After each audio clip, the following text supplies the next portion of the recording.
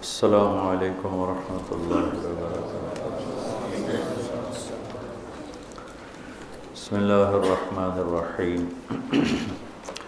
والصلاة والسلام علی رسولہ الکریم وعلی آلہ وصحبہ اجمعین۔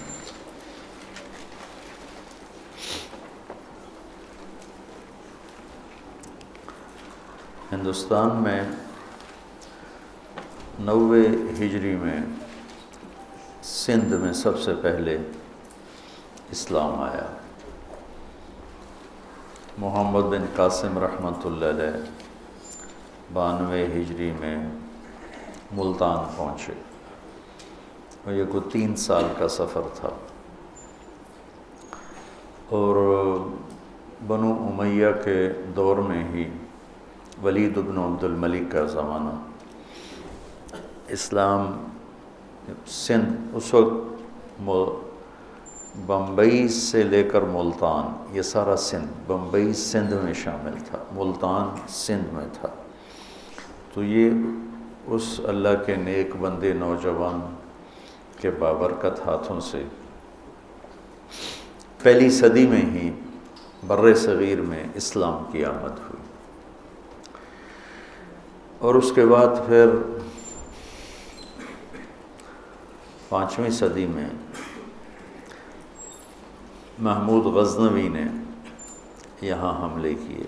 416 میں اس کا انتقال ہوا ہے، تو ہو سکتا ہے 399 ہو 80، مجھے سن یاد نہیں ہے۔ اور شہاب الدین اس نے حکومت قائم نہیں کی، صرف پنجاب تک کو اپنے حکومت میں شامل کیا۔ شہاب الدین غوری رحمۃ اللہ علیہ نے پھر یہاں باقاعدہ حکومت کا نظام بنایا، اور یہاں کا پہلا حاکم قطب الدین ایبک غلام تھا۔ تو اس کے بعد پھر خاندان غلامہ کی حکومت چلی۔ پھر جب زوال آیا تو اس وقت مغلیہ خاندان حاکم تھا، اور یہ طبیعی چیز ہے، ہر قوت ضعف کا جیسے شکار ہوتی ہے، ہر جوانی بڑھاپے کا شکار ہوتی ہے، ایسے ہی ہر قوم، ہر خاندان، ہر طاقت وہ کچھ عرصے کے بعد ضعف کا شکار ہوتا۔ لازم تلک ایام نداولھا بین الناس، اللہ اس کو ایسے ہی پھراتا رہتا، کبھی ادھر کبھی ادھر۔ ایک دور تھا مشرق کا غلغلہ تھا، اور مغرب اندھیروں میں ڈوبا ہوا تھا۔ آج مغرب کا ڈنکا بج رہا ہے اور مشرق اندھیروں میں ڈوبا ہوا ہے۔ تو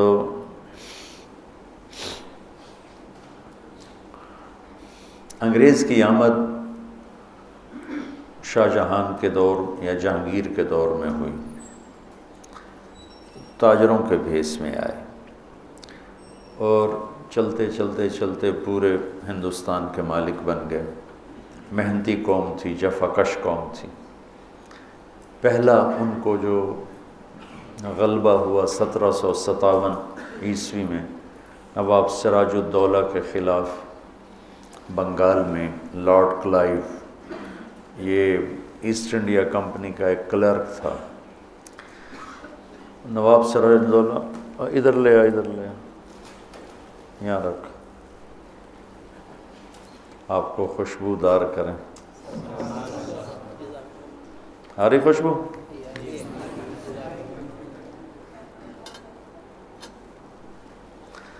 نواب سراج الدولہ اور انگریزوں کی جنگ ہوئی 1757۔ اس میں سراج الدولہ کو شکست ہوئی، اور اس کی وجہ ایک اس کا نکما پن، راتوں کو جاگنا، دن میں سونا، اور دوسرا برطانوی فوج کا توپ خانہ۔ اس وقت یورپ سائنس میں بہت آگے جا چکا تھا، تو اس توپ خانے نے تباہی مچا دی، اور بنگال میں پہلی دفعہ انگریز کا راج قائم ہوا۔ 1799 ٹیپو سلطان آخری سہارا تھے. 4 مئی 1799 سرنگا پٹم وہ انہیں شکست ہوئی، شہید ہوئی. میں نے کل بھی بتایا تھا کہ بنگال میں میر جعفر نے کی غداری اور میسور میں میر صادق، لیکن وہ کسی ایک کی غداری سے قوم نہیں ڈوبتی، وہ ساری قوم کا سفینہ ڈوبا ہوتا ہے. کوئی ایک جو پہل کرتا ہے اس کا نام لگ جاتا. میر جعفر غداری نہ بھی کرتا تو بھی سراج الدولہ اتنا سمجھدار نہیں تھا کہ وہ انگریز کو شکست دے سکتا. اور ٹیپو سلطان اتنے طاقتور نہیں تھا. ٹیپو سلطان بہت سمجھدار تھا، طاقتور نہیں تھے. اور ادھر نظام مل گیا، حیدرآباد، دکن، انگریز اور مرہٹے، 3 طاقتیں اکٹھی ہو گئیں. تو وہ اکیلے اگر میر صادق غداری نہ بھی کرتا تو بھی شکست ہی ہونی تھی کہ اتنی پاورفل، طاقتور. تو 4 مئی 1799 ٹیپو سلطان جب شہید ہوئے تو جنرل ہیرس نے کہا کہ ہندوستان ہمارا ہے. انہیں نظر آ گیا کہ اب کوئی طاقتور حکمران سامنے کوئی نہیں. 1831 میں سید احمد شہید رحمۃ اللہ علیہ کی جو تحریک تھی وہ بالا کوٹ کے پہاڑوں میں ختم ہو گئی. عجیب لوگ تھے. مولانا علی میاں نے کتاب لکھی جب ایمان کی بہار آئی، آپ پڑھنا. اس میں شاہ صاحب کے واقعات، ان کے ساتھیوں کے واقعات ہیں کہ لگتا تھا جیسے صحابہ کی بچی کھچی روحیں وہ ان لوگوں کے اندر آ گئیں. لیکن پوری تیاری کے بغیر نتیجہ نہیں نکلتا. اللہ نے دنیا کو دارالاسباب بنایا. رنجیت سنگھ بہت طاقتور حکمران تھا اور اسلامی شیرازہ بکھرا پڑا تھا. تو وہ تھوڑے سے لوگ تھے اور جب وہاں پہنچے تو ایک اللہ کا نظام ہے تدریجاً چیز کو لانا. شراب حرام کرنی تھی نا تو ایک دم نہیں کہا شراب چھوڑ دو. قل فیہما اثم کبیر و منافع للناس، پھر لا تقربوا الصلاۃ وانتم سکارى، پھر فہل انتم منتہون. یہ ہے طریقہ کسی چیز کو لانے کا، اٹھانے کا، آہستہ آہستہ. شاہ صاحب رحمۃ اللہ علیہ نے جب سرحد پہ اپنی حکومت قائم کی تو ایک دم شریعت نافذ کر دی. پوست کی کاشت بند کر دی، چرس کا بنانا بند کروا دیا، اور لڑکیوں کے اس وقت مہر ہوتے تھے اور وہ قیمت ہوتی تھی وہ ایک دم بند کر دی. تو وہ جو ایک دم ان کی عادات پہ ضرب پڑی تو وہ رد عمل میں انہوں نے پٹھانوں نے ہی بغاوت کر دی اور شاہ صاحب کے سرداروں کو قتل کر دیا اور ان کے لشکر کو بھی تتر بتر کر دیا. کچھ بچا کھچا لے کے تو وہ چلے تھے. والی کاغان نے کہا تھا کہ میرے پاس آ جائیں. تو راستے میں بالا کوٹ قیام ہوا. وہاں ایسا بددل ہوئے کہ آگے جانے کے بجائے وہیں تھوڑے سے لشکر کے ساتھ سکھوں سے لڑ گئے. اور ایک پہاڑ ہے مٹی کوٹ، ایک ہے بالا کوٹ. مٹی کوٹ اونچا ہے، بالا کوٹ نیچے ہے. تو وہاں کے جو مقامی مسلمان تھے وہ سکھوں کو مٹی کوٹ تک پہنچانے کے لیے رہبر کے طور پہ استعمال ہوئے.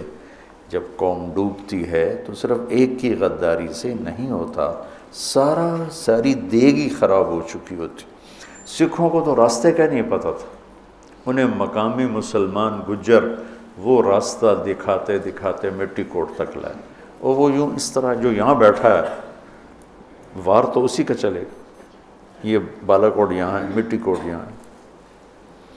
تو شکست ہوئی، شہید ہو گئے. شاہ اسماعیل بھی شہید ہو گئے، سید احمد بھی. اللہ سے دعا کی میری لاش کا پتہ نہ چلے. وہ نالے میں بہہ گئی، پتہ نہیں کہاں چلی گئی.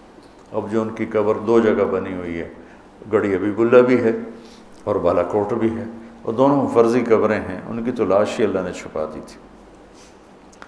تو 1834 میں لارڈ میکالے آیا کہ ایک ایسا نظام تعلیم لایا جائے جو انہیں غیر مسلم نہ بنائے، انہیں مسلمان نہ چھوڑے، یہ نام کے مسلمان ہوں اور اندر سے انگریز کے غلام ہوں، ذہنی فکر، ذہنی سوچ وہ ساری بن جائے غیر مسلم والی، اور شکل صورت ظاہر یہ ہو مسلمان والا۔ ایک ایسا نظام تعلیم مرتب کرنے کے لیے لارڈ میکالے 1834 میں آیا تھا۔ تو اس کے بعد 1857 میں جنگ آزادی ہو گئی۔ وہ جنگ کیا تھی، ایسے بھیڑ بھڑکا تھا، نہ کوئی تنظیم، نہ ترتیب، نہ کوئی قائد، نہ لیڈر، تو اس میں شکست ہونا لازمی چیز تھی۔ اس کے بعد پھر انگریز کا ظلم بڑھا۔ بہادر شاہ ظفر کے 18 بیٹے تھے، انہیں سارے ذبح کر کے ان کے سر تھال میں سجا کے بہادر شاہ کے آگے رکھ دی۔ لیکن اس سے پہلے ظلم انہوں نے جنگ لڑنے والوں نے جب دلی پہ قبضہ کیا تو وہاں 86 انگریز عورتیں تھیں، 86، اور ان کے بچے تھے۔